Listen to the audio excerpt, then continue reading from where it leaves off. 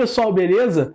Tô eu aqui de novo, mais uma vez. Quarta-feira hoje, você deve estar se perguntando: hoje tem aula de atualidades? Não! A gente está fazendo aqui uma semaninha cheia de aulas de história para você. A gente está dando uma focadinha em história do Brasil.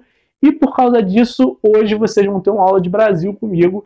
Vou falar sobre o quê? Vou falar sobre a União Ibérica e as invasões estrangeiras no território brasileiro, né? Decorrentes da União Ibérica.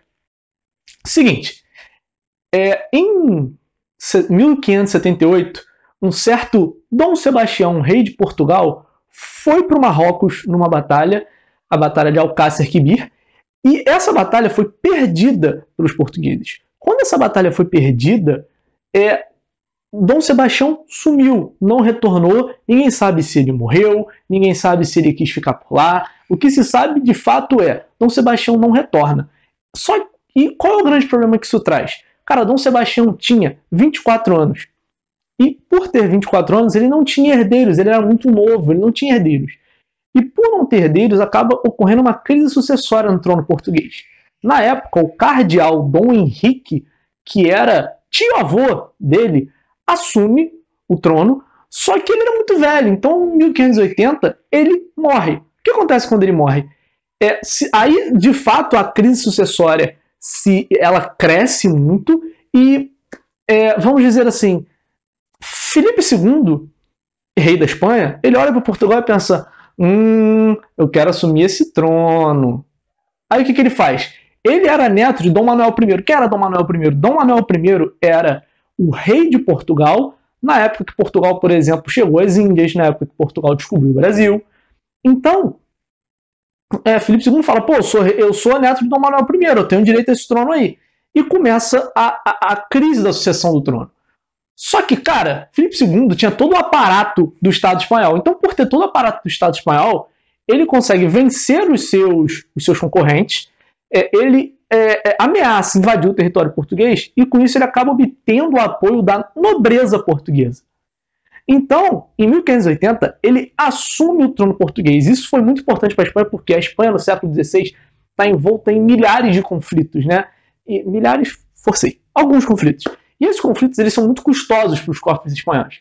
Então, a Espanha, através de ter a coroa portuguesa, consegue agora acesso ao tráfico de escravos. Porque se você lembrar do que eu falei na aula lá de expansão marítima, o Papa, em 1450, fala que todas as posses, tudo que Portugal estiver descobrindo, ele vai ter privilégio.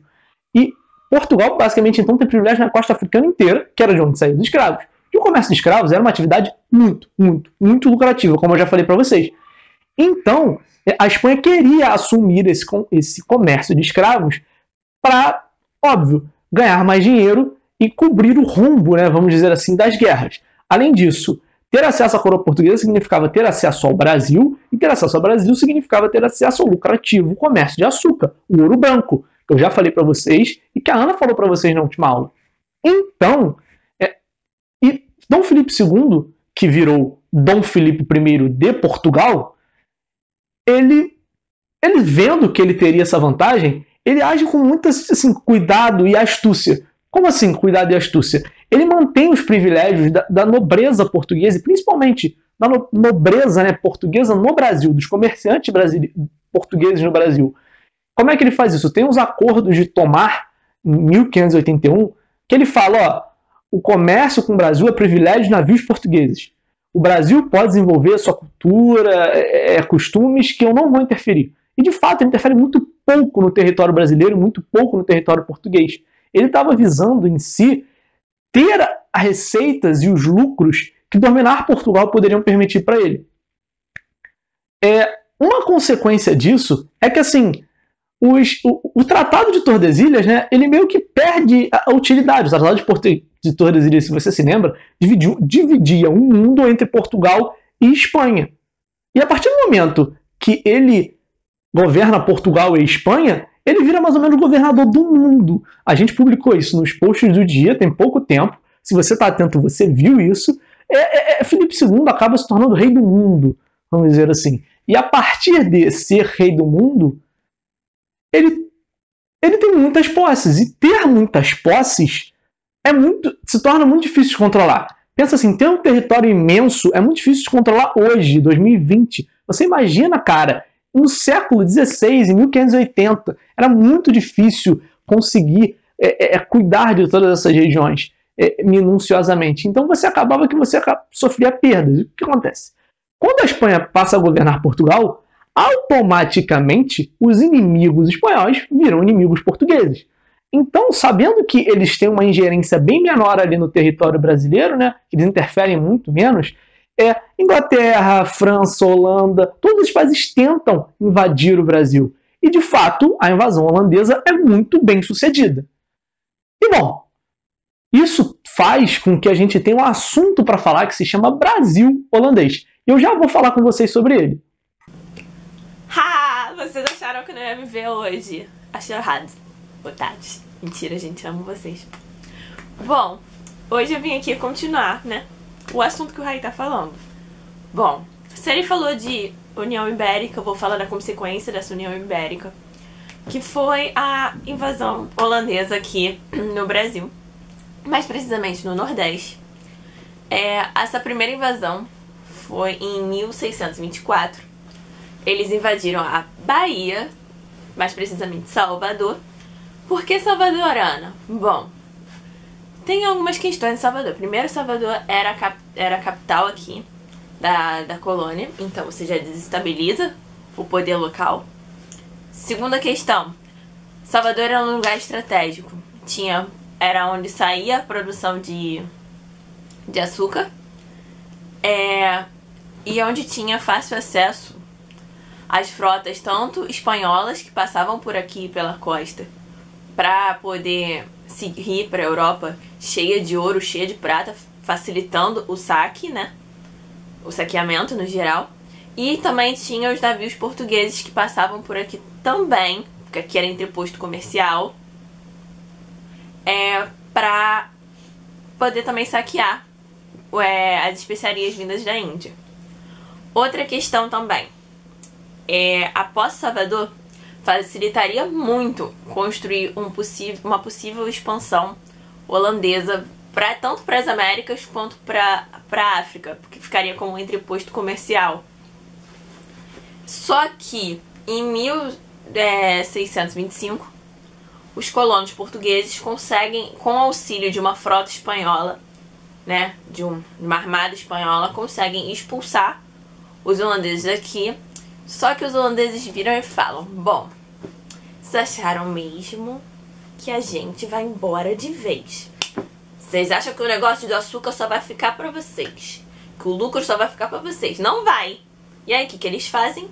Eles vão lá, eles se reorganizam, né? Criam a Companhia das Índias Ocidentais, que tem Oriental e Ocidental. A Oriental é pra questões voltadas pra Índia e pra África, no geral, pra Ásia em geral também, né? Porque a partir do momento que se tem a União Ibérica, esses entrepostos comerciais portugueses são meio que deixados de lado. Não tem a mesma segurança que tinha antes, quando estava somente na mão dos portugueses.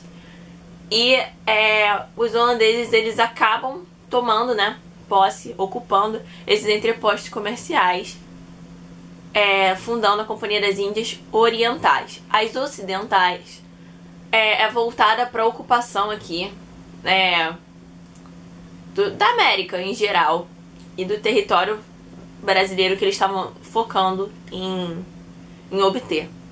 E aí, em 1630, eles invadem novamente aqui o Brasil, só que focando não em Salvador, mas eles vão focar em Pernambuco. Pernambuco era a capitania mais próspera daqui do Brasil.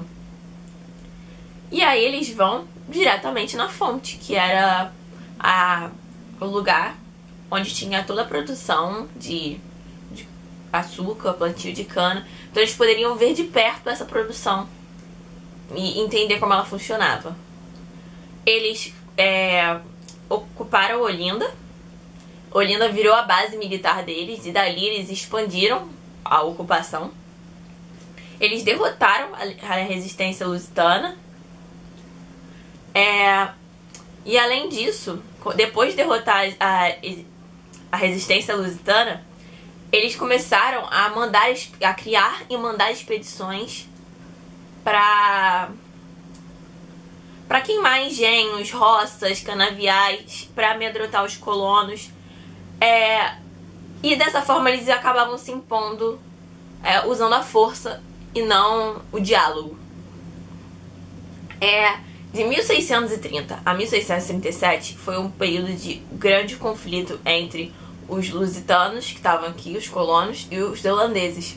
E os holandeses acabaram tendo diversas vitórias. Eles passaram a ocupar, além de Pernambuco, a Paraíba, o Rio Grande do Norte, a ilha de Itamaracá, que ficava também ali pertinho de Pernambuco, é território hoje de Pernambuco, a região do Rio São Francisco e o atual Ceará.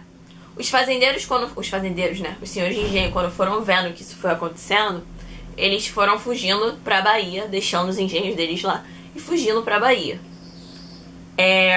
E aí, de 1637 a 1641, a gente tem um período de trégua nessa briga. Mas não foi tipo, vamos viver em todos em paz. Foi tipo, a resistência, ela estava desarticulada. Porque, mais uma vez, a União Ibérica não permitiu os colonos daqui receberem auxílios da coroa portuguesa, ou agora, né, da coroa ibérica. Sofrendo lá o desdém de estar aqui no Brasil. Essa colônia aqui não interessava, porque a princípio não tinha ouro. Então, se não tem ouro, não me interessa.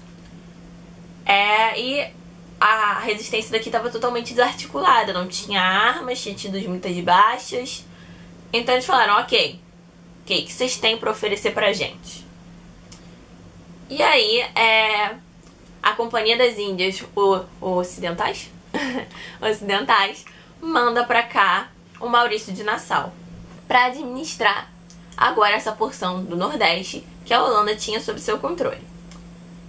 E aí, dentro dessa administração, eles focado, né, continuar expandindo territorialmente. Então eles ocupam o Sergipe. Eles também conseguem territórios na África, que é Luanda e São Tomé, se eu não me engano. Deixa eu dar uma lidinha. É isso mesmo. E aí, agora que eles já estavam também no comércio do açúcar, dominando, né, a parte do Brasil que tinha o comércio do açúcar, e também agora eles estavam dominando parte do comércio de escravos. Então basicamente eles pegaram todos os comércios que eram dos portugueses, que tinha hegemonia portuguesa, e falaram, agora é meu. Você não quis ser meu amigo, você rompeu comigo, então agora eu vou pegar tudo que é seu e mais um pouco. É basicamente isso que eles deixam claro. Vou pegar tudo que é seu e mais um pouco. Vou deixar você na miséria. Você não quis ser meu amigo, agora eu vou mostrar o que é ser meu inimigo. É isso.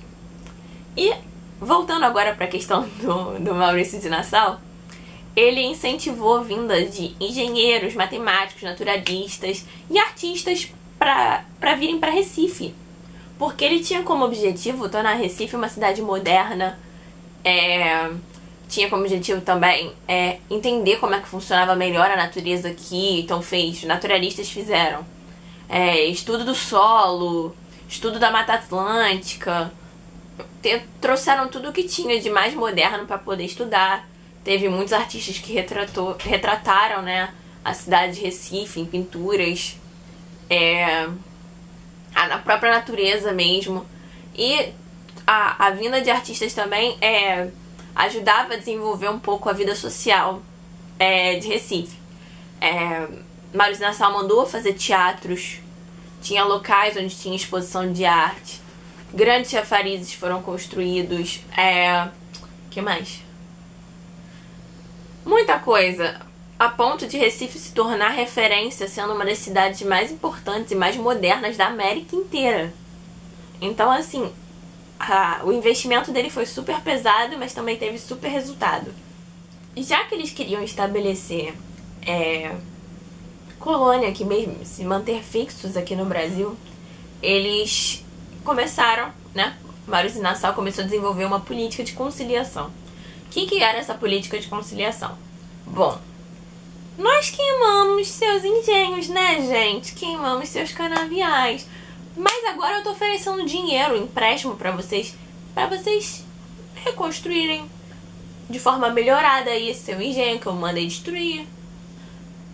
Você tem um engenho, você quer melhorar ele, eu te dou dinheiro, eu te empresto dinheiro. Tá, e também tem esse pedaço aqui, ó, esses engenhos aqui abandonados, tô vendendo, leiloando, precinho de banana. Eu te empresto dinheiro, eu leiloo isso aqui, você compra, você produz, mas não esquece de me pagar. Mas você pode me pagar aí ao longo dos anos, não tem problema. Só que esse vamos pagar aí ao longo dos anos não era bem o que a Companhia das Índias Orientais queria. A Companhia das Índias Orientais queria um retorno imediato, basicamente imediato, né, de curto prazo. Te emprestei dinheiro hoje, daqui a no máximo 6 meses eu quero um resultado. E o Maurício Nassau falando, gente, não é bem assim. A gente tem que aqui estabelecer um domínio, um acordo aqui com a galera, conseguir um equilíbrio entre eles para que eles não se revoltem contra a gente. E a Companhia das Índias falou, não quero dinheiro agora. Para além disso, aconteceu uma situação que o Maurício Nassau comandou um ataque, né, à Bahia para tentar expandir o território. E esse ataque foi fracassado, eles perderam. E ainda perderam terras ali próximas à Bahia, à fronteira da Bahia. E a Companhia das Índias ficou uma arara. Uma arara falou, já não basta eu perder meu dinheiro, você me perde território. E agora, amor, como é que a gente fica? A gente não fica. Então, depois dessas divergências todas, Maurício Nassau, ó, é demitido. Falaram, não queremos mais você. Você pega suas coisinhas e volta pra Europa, deixa aí tudo quietinho. Deixa que a gente vê o que a gente faz, mas você ali não vai mais ficar. E aí, em 1644, o Maurício de Nassau vai embora.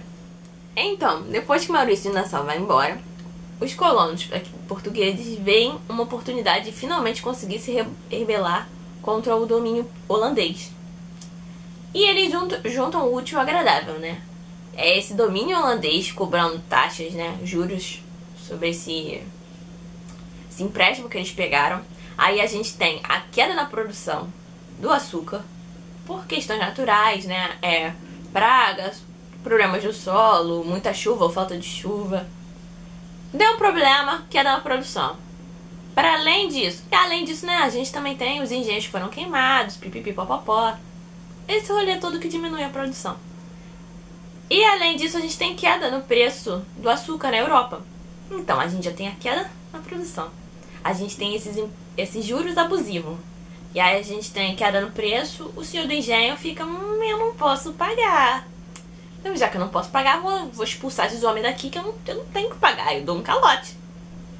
Na forma mais simples de explicar, é um calote mesmo.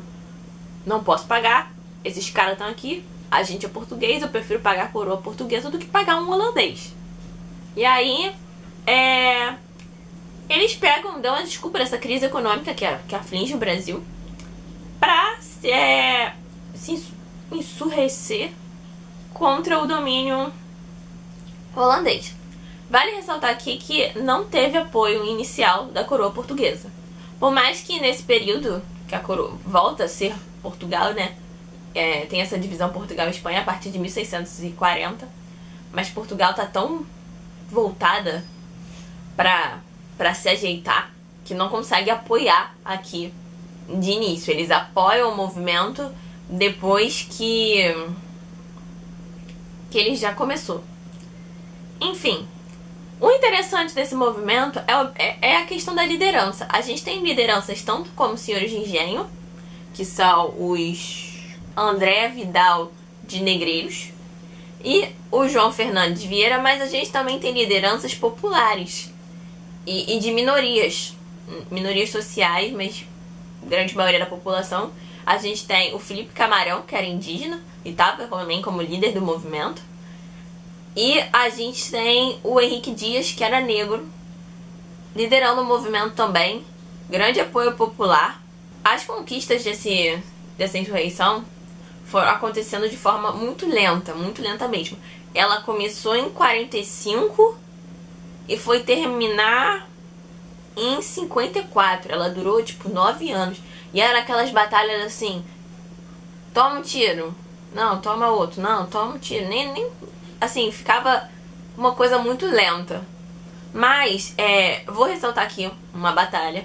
Uma batalha não, né? Um conflito que fez total diferença, que conseguiu expulsar de vez os holandeses. Foi que quando colonos conseguiram contato, né, com a coroa portuguesa e pediram uma frota de navios, né, para cercar ali a cidade de Recife. Recife é uma cidade ou é um estado, Giovana? Eles conseguiram arquitetar um ataque junto com a coroa portuguesa, que a coroa portuguesa mandou uma frota que ficou na costa ali do Nordeste, e os colonos portugueses estavam por terra, então eles conseguiram cercar os holandeses e pedir rendição. Mas dizem que, para além dessa situação de rendição, a coroa portuguesa pagou 63 toneladas de ouro. Meu Deus, isso é muito ouro, gente. Muito ouro. Eu só penso em La Casa de Papel, com aquelas coisinhas de... aquelas barrinhas de ouro. Só penso nisso. Mas era muito mais que aquilo. Que eles pagaram de ouro os holandeses simplesmente deixarem o Brasil. E aí os holandeses falaram: ah, meu amor, tá bom, obrigada por esse dinheiro. A gente deixa o Brasil, mas não significa que a gente vai deixar você em paz. E aí o que eles fazem? Os holandeses saem daqui, eles vão ocupar as Antilhas, ali a região do Caribe. E eles, depois de observarem esse tempo todo o processo de plantio e produção de açúcar, eles aplicam esse processo lá e passam agora a concorrer com o açúcar brasileiro. Aí o que eles fazem ainda? Eles abaixam o preço, eles diminuem o preço, pela desculpa de que o Caribe é mais próximo da Europa do que o Brasil. E aí, isso aumenta ainda a crise econômica que a gente está aqui. E aí a gente conhece isso como o declínio do açúcar, da economia açucareira aqui no Brasil. É isso, pessoal. Eu espero que vocês tenham gostado. Espero que vocês tenham visto que a Holanda é vingativa. É uma galera vingativa. Eles não vão só se vingar de você, eles vão deixar você na miséria. Nessa época eles iam deixar você na miséria. Hoje acredito que os holandeses sejam muito legais. Mas a gente tem essa historinha aí de atrito de... a gente era amigo, viramos inimigos, eles deixaram a gente na miséria, né? Não na miséria, mas a gente em crise. Mas é isso, pessoal. Eu espero ver vocês na próxima aula. Beijinhos, espero que vocês tenham gostado da surpresa dessa aula aí em conjunto. E é isso. Beijinhos!